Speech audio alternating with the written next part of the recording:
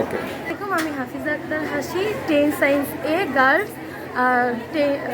আর rocket হচ্ছে এমন একটি মহাকাশযান যা অত্যন্ত শক্তিশালী, যা পৃথিবীর মাধ্যাকর্ষণ বল অতিক্রম করে মহাকাশে পৌঁছাতে সক্ষম। এটি সর্বপ্রথম 1926 সালের 16ই মার্চ যুক্তরাষ্ট্রের ম্যাসাচুসেটস শহরে অঙ্গরাজ্যের আরবান শহরে প্রথম উৎক্ষেপিত হয়। এটি উৎক্ষেপণ করেন স্যার এইচ গডার্ড।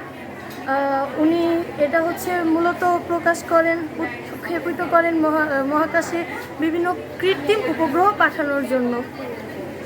তারপর হচ্ছে আমাদের যোগাযোগ ব্যবস্থা, আবহাওয়া ইত্যাদির উন্নতি করার জন্য।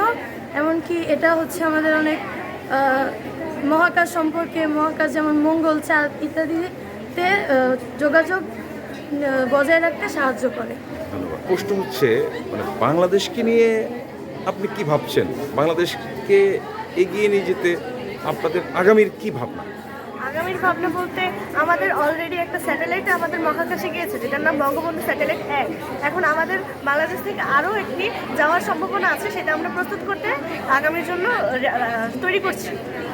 যে আমাদের বাংলাদেশ যাতে উন্নত হতে পারে বা মহাকাশ সম্পর্কে, মঙ্গল সম্পর্কে জানতে আরও বেশি আগ্রহ বা তথ্য আরও বেশি সংগ্রহ করা যায়, এজন্য মূলত আমাদের এই রকেট ব্যবস্থাপনাও।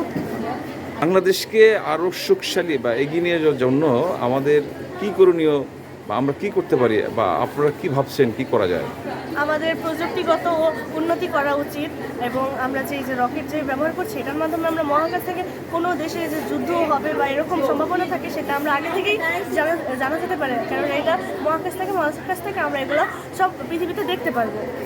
আর আমরা ওই যে যুদ্ধ বা অন্য কোনো আবহাওয়ার সমস্যা হলে তা আমরা আগে থেকেই জানতে পারবো। রকেটের মাধ্যমে আমরা যে বিভিন্ন ধরনের অস্ত্রপাতি বা এগুলো হচ্ছে ক্যারি করতে পারবো।